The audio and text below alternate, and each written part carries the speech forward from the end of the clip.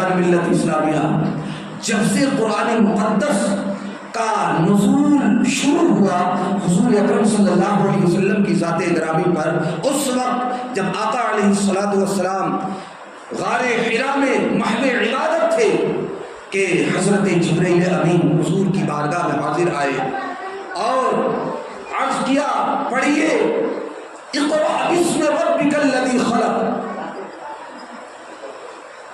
اللہ تبارک و تعالیٰ کے نام سے شروعات کیجیے، پڑھیے۔ عزیزان ملت اسلامیہ، اس وقت سے لے کر کے حضور اکرم صلی اللہ علیہ وسلم نے پورے 23 سال تک، یعنی ظاہری طور پر دنیا سے رخصت فرمانے کے وقت تک اپنے صحابہ کرام کو قرآن کے علوم سکھاتے رہے۔ سبحان اللہ، قرآن کے علوم آپ نے صحابہ کرام کے دلوں پر نقش فرما دیا، اور پھر صحابہ کرام نے پوری دیانتداری اور ایمانداری کے ساتھ ان علوم کو پھیلانا شروع کیا۔ سبحان اللہ۔ عزیزان ملت اسلامیہ، حضور اکرم صلی اللہ علیہ وسلم نے حجۃ الوداع کے موقع پر ارشاد فرمایا، فَلْيُبَلِّغِ الشَّاهِدُونَ الْغَائِبَ، کہ میرے صحابہ تم میں جو موجود ہے، جو حاضر ہے، وہ غائب تک میرا یہ پیغام پہنچا دے۔ سبحان اللہ۔ عزیزان ملت اسلامیہ، میں بہت دنوں تک سوچتا رہا کہ اس وقت جو صحابہ اکرام موجود تھے اور جو موجود نہیں تھے، تو جو موجود تھے ان کو حکم یہ جو ہوا کہ جو موجود نہیں ہے ان تک پہنچا دیا جائے۔ نہیں، ایسا نہیں ہے میرے پیارے، بلکہ اس حدیث پاک کی تشریح و توضیح میں حضور محدث کبیر فرماتے ہیں کہ اس کا مطلب یہ ہے کہ اللہ کے رسول صلی اللہ علیہ وسلم نے یہ ارشاد فرمایا کہ میرے صحابہ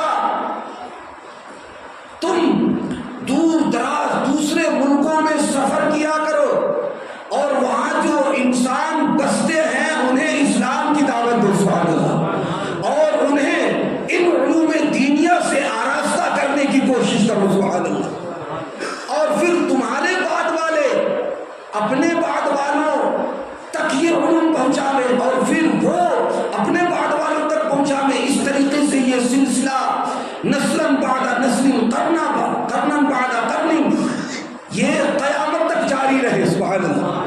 حضور اکرم صلی اللہ علیہ وسلم کے ارشاد کا یہی مطلب ہے، یہی وجہ ہے کہ صحابہ کرام عرب سے نکل کر کے یورپ اور ایشیا کے مقامات تک پہنچے، سمندر میں اپنے گھوڑے ڈال دیے، دوسرے ممالک کا سفر کیا تجارت کرنے کے لیے۔ نہیں میرے پیارے، تجارت یہ ثانیہ چیز تھی، بلکہ علوم دینیہ کو عام کرنے کے لیے صحابہ کرام دوسرے ممالک کا سفر کیا کرتے تھے۔ انہوں نے جن کو علوم سکھائے،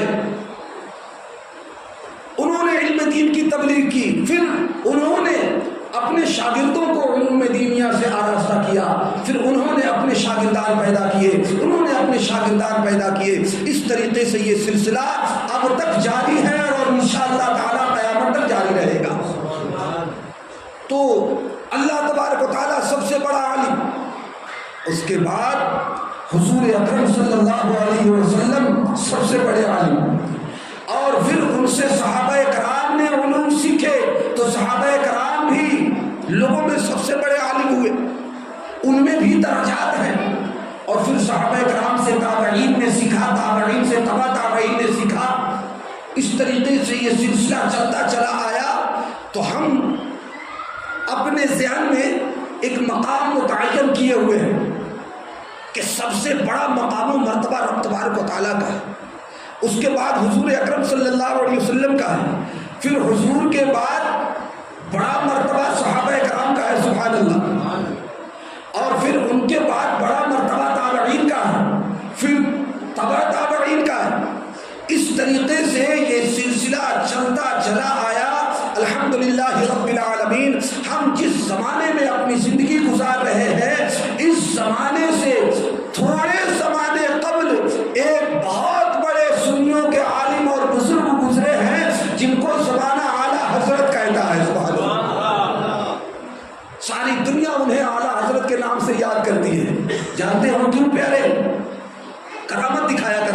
مولانا لوگوں کو مرید کیا کرتے تھے، ادھر ادھر کا سفر کیا کرتے تھے؟ نہیں میرے پیارے، انہوں نے حضور اکرم صلی اللہ علیہ وسلم کے دین کا علم حاصل کیا تھا۔ سبحان اللہ، اپنے زمانے کے سب سے بڑے عالم دین تھے۔ سبحان اللہ، اسی بنیاد پر دنیا انہیں اعلیٰ حضرت کے نام سے یاد کرتی ہے۔ کتنے بڑے عالم دین تھے سنیے، اپنے تو اپنے غیر بھی اعلیٰ حضرت کے علوم کا اقرار کرتے ہیں۔ سبحان اللہ، میں ایک مثال دیتا ہوں، شیر بشے اہل سنت حضرت علامہ حشمت علی لکھنوی رحمۃ اللہ علیہ، جو اعلیٰ حضرت کے خلیفہ ہیں۔ سبحان اللہ، ان کے اوپر ایک ایسا بھی زمانہ گزرا ہے کہ آپ تیابنا وہابیہ کے بڑے معتقد تھے، اور وہابیوں کا ایک بڑا مدرسہ فرقانیہ جو لکھنؤ اتر پردیش کی سرزمین پر قائم تھا، وہاں علماء وہابیہ سے تعلیم حاصل کر رہے تھے۔ اپنے زمانے کا ایک واقعہ بیان کرتے ہیں کہ اعلیٰ حضرت کی تحقیقات فقہیہ اور تحقیقات حدیثیہ اس قدر بلند پائے کی ہوا کرتی تھی کہ کہتے ہیں کہ جب میرے وہابی استاذوں کے سامنے فقہ کا کوئی نامنقح مسئلہ آ جاتا تو میں دیکھتا کہ وہ اعلیٰ حضرت کی کتابیں اٹھا کر کے ان سے مسائل حاصل کیا کرتے تھے، سیکھا کرتے تھے، اور ان سے مدد لے کر کے اپنی جو دشواریاں ہوتی تھی اس کو حل کیا کرتے تھے۔ تو فرماتے ہیں شیر بشے اہل سنت، بارہا دیکھتے دیکھتے جب میری آنکھیں تھک گئی تو میں نے ایک روز ان سے کہا کہ ارے بھائی سنیے، آپ لوگوں کے کہنے کے مطابق تو مولانا احمد رضا بریلوی یہ بدعتیوں کے سردار کا نام ہے۔ مولانا احمد رضا تو آپ حضرات کو اور آپ کے بڑے علماء کو کافر کہا کرتے ہیں، تو پھر آپ لوگ ان کی کتابیں کیوں پڑھا کرتے ہیں یہ بتائیے؟ اللہ اکبر۔ تو اس وقت شیر بشے اہل سنت فرماتے ہیں، اس وقت ان وہابی علماء نے جواب دیا کہ اے حشمت علی، مولانا احمد رضا میں بس اتنی ہی سی بات ہے کہ وہ ہمارے علماء کو کافر و مرتد کہا کرتے ہیں، ورنہ تو حقیقت یہ ہے کہ ان کے جوڑ کا کوئی بھی عالم دین ہند و پاک کے اندر موجود ہی نہیں ہے۔ سبحان اللہ، یہ ہے اعلیٰ حضرت کا علمی مقام۔ اپنے تو اپنے غیر بھی ان کے علوم کو تسلیم کیا کرتے ہیں۔ میرے پیارے، یہی وجہ ہے کہ زمانہ انہیں اعلیٰ حضرت کہتا ہے۔ اور آگے بڑھیے ذرا ان کے علمی پائے کو بیان کرتا ہوں۔ درود پاک پڑھیے، اللہم صلی علی سیدنا شفیعنا حبیبنا مولانا محمد معدن الجود والکرم منبع العلم والحلم والحکم وآلہ وبارک وسلم، صلاۃ و سلاما علیک سیدی یا نور اللہ، صلاۃ و سلاما علیک یا حبیب اللہ صلی اللہ تعالی علیہ وسلم۔ اعلیٰ حضرت عظیم البرکت علم دین حاصل کرنے کے لیے کسی مدرسے میں داخل نہ ہوئے، بلکہ سارے علوم و فنون آپ نے اپنے والد ماجد حضرت علامہ نقی علی خاں علیہ رحمت و رضوان سے حاصل کیا۔ سبحان اللہ، اس سے آپ اندازہ کر سکتے ہیں کہ جب بیٹا اعلیٰ حضرت بن گیا تو باپ علوم دینیا میں کتنا بڑا ماہر ہوگا۔ سبحان اللہ، اعلیٰ حضرت اپنے والد گرامی حضرت علامہ نقی علی خاں علیہ رحمت و رضوان سے ایک کتاب پڑھ رہے تھے، مسلم الثبوت، اصول فقہ میں یہ کتاب ہے، درجہ فضیلت میں پڑھائی جاتی ہے۔ الحمدللہ فقیر نے یہ اس کتاب کو پڑھا ہے، انتہائی مشکل کتاب ہے، طلبہ اگر ذہین نہ ہوں تو اس میں 10-20 نمبر لانا بھی بڑا مشکل ہو جاتا ہے، بہت کثرت سے طلبہ اس میں فیل بھی ہوتے ہیں۔ اعلیٰ حضرت اپنے والد ماجد سے مسلم الثبوت کتاب پڑھ رہے تھے، تو آپ کے والد ماجد نے ایک مقام پر ایک متن کے تحت ایک اعتراض قائم کیا تھا اور پھر آپ نے اس کا جواب دیا تھا۔ اور وہ اعتراض و جواب وہی کتاب میں حاشیے پر موجود تھا۔ اعلیٰ حضرت مطالعہ کر رہے تھے رات کے وقت میں، مطالعہ کے دوران آپ کی نظروں سے وہ اعتراض اور جواب گزرا۔ آپ نے پڑھنے کے بعد سرے سے آپ نے اس متن کی تحقیق شروع فرما دی، سبحان اللہ۔ اور پھر تحقیق کرتے کرتے آپ نے ایک مضمون اسی کتاب کے حاشیے پر وہی تحریر فرما دیا، اور جب آپ نے تحقیق فرمائی تو سرے سے کوئی اعتراض وارد ہی نہیں ہوتا تھا، سبحان اللہ۔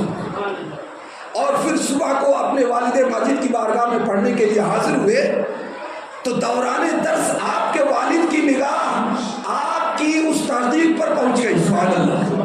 تو انہوں نے اس کو پڑھا اور پڑھنے کے بعد اٹھ کر کے کھڑے ہو گئے، اپنے صاحبزادے امام احمد رضا کو اپنے سینے سے لگایا اور کہا، اے احمد رضا، تم مجھ سے پڑھنے نہیں آتے ہو بلکہ مجھے پڑھانے کے لیے آتے ہو، سبحان اللہ۔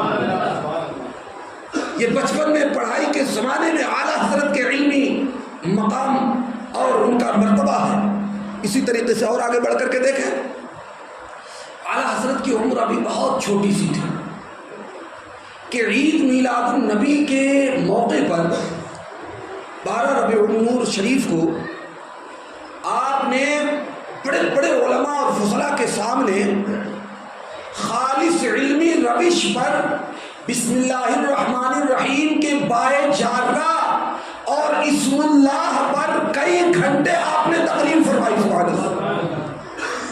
اور خالص انہی دونوں لفظوں کے ذریعے سے حضور اکرم صلی اللہ علیہ وسلم کے جود و نوال، فضل و کمال، حسن و جمال پر ایسی گفتگو فرمائی کہ آپ کے فضل و کمال کے دریا بہنے لگے، سبحان اللہ۔ ایسی ایسی باتیں اس وقت آپ نے بتائی کہ اس وقت کے بڑے بڑے علماء کے کان بھی ان باتوں سے آشنا نہ تھے۔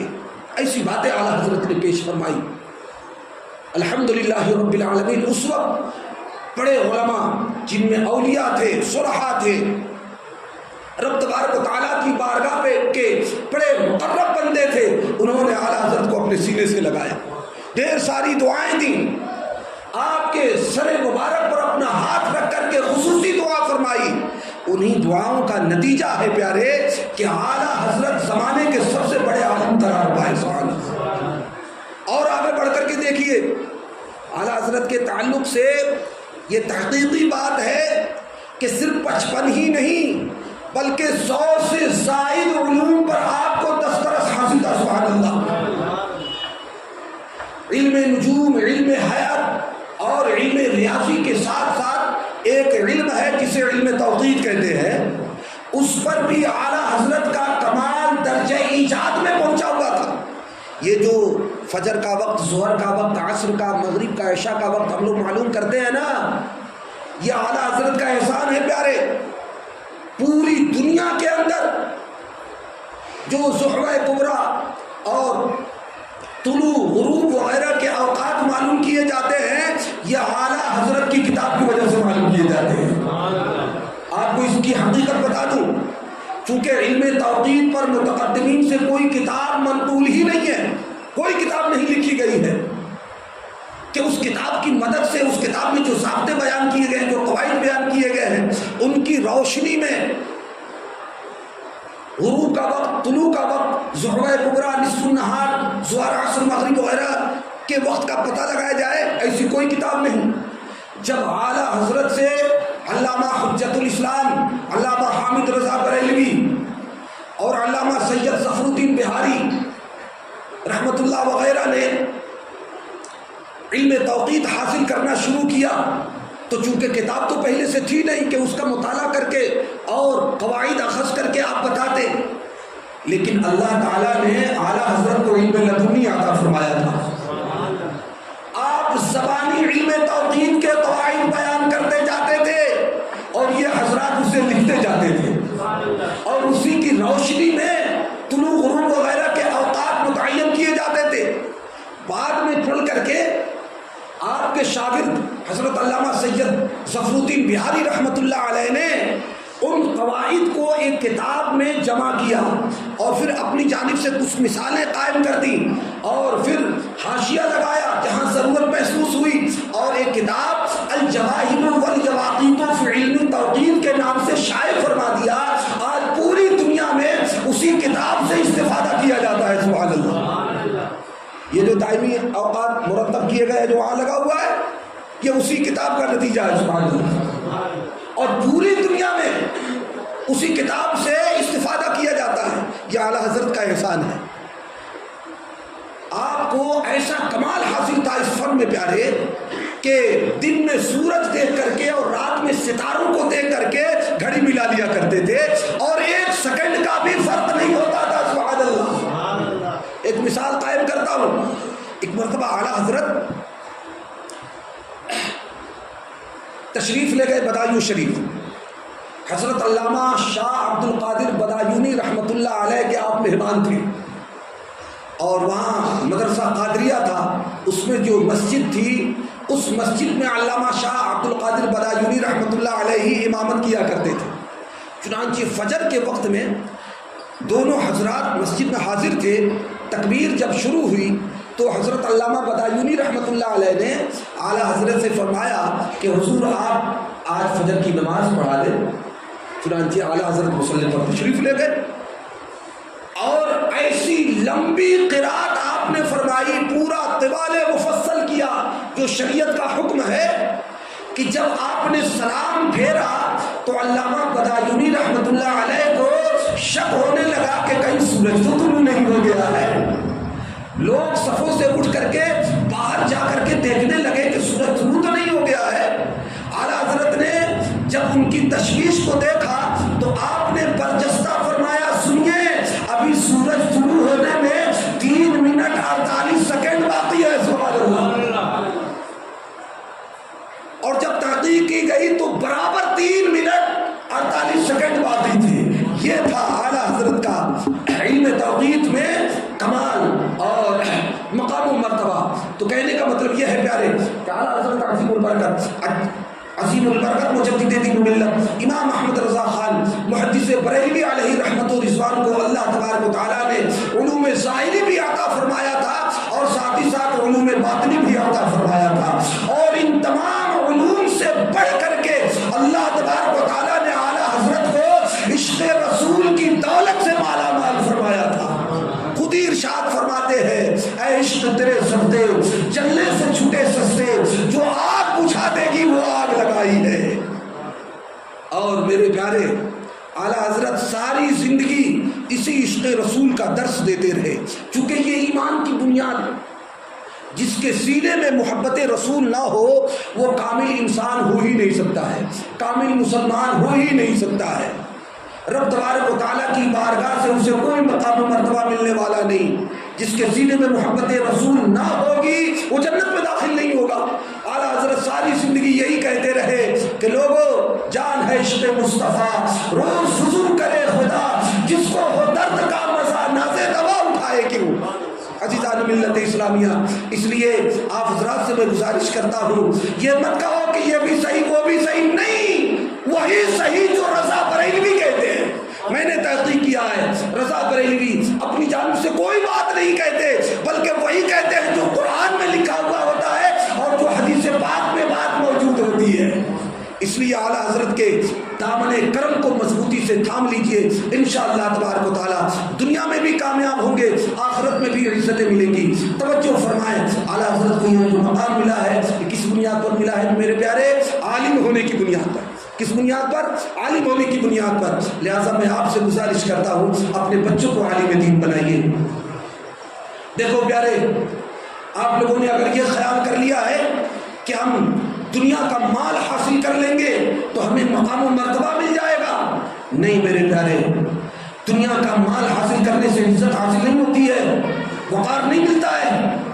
حضرت سیدنا فاروق اعظم رضی اللہ تعالی عنہ کا جب استقبال ہوا تھا بیت المقدس میں فلسطین کی سرزمین پر, تو بعد استقبال مقام جابیہ پر آپ نے سیدنا ابو عبیدہ بن جراح رضی اللہ تعالیٰ عنہ کے کندھوں پر اپنے دونوں ہاتھ رکھ دیے تھے اور آپ نے ارشاد فرمایا تھا اے ابو عبیدہ بن جراح لا الہ الا اللہ محمد رسول اللہ انا کنا اذل قوم لیکن اللہ اعزنا بالاسلام. اے ابو عبیدہ بن جراح ہم ایک رذیل قوم تھے, ہماری کوئی حیثیت نہیں تھی, ہمیں کوئی جانتا پہچانتا نہیں تھا, لیکن اللہ نے اسلام اور علم دین کے ذریعے سے آج ہمیں وہ مقام و مرتبہ عطا فرمایا ہے کہ آج ہم میں سے بلال اگر زمین پر چل رہے ہوتے ہیں تو ان کے قدموں کی آہٹ جنت کے اندر سنائی دیتی ہے. آج ہمیں ہدایت کا روشن ستارہ کہا جاتا ہے. عزیزان ملت اسلامیہ, اس کے بعد آپ نے ارشاد فرمایا اے ابو عبیدہ بن جراح سنو, جو شخص اس اسلام کے عزت والے دامن کو پکڑ کر کے عزت حاصل کرنا چاہے گا تو اللہ تبارک و تعالیٰ اسے دنیا اور آخرت میں معزز بنا دے گا, اور جو شخص اس اسلام کے عزت والے دامن کو چھوڑ کر کے دوسرے راستے سے عزت حاصل کرنا چاہے گا تو اللہ تبارک و تعالیٰ اسے دنیا اور آخرت میں ذلیل و رسوا کر دے گا. اس لیے میں آپ سے گزارش کرتا ہوں خود بھی علم دین حاصل کرنے کی کوششیں کریں اور اپنے بچوں کو بھی علم دین کی دولت سے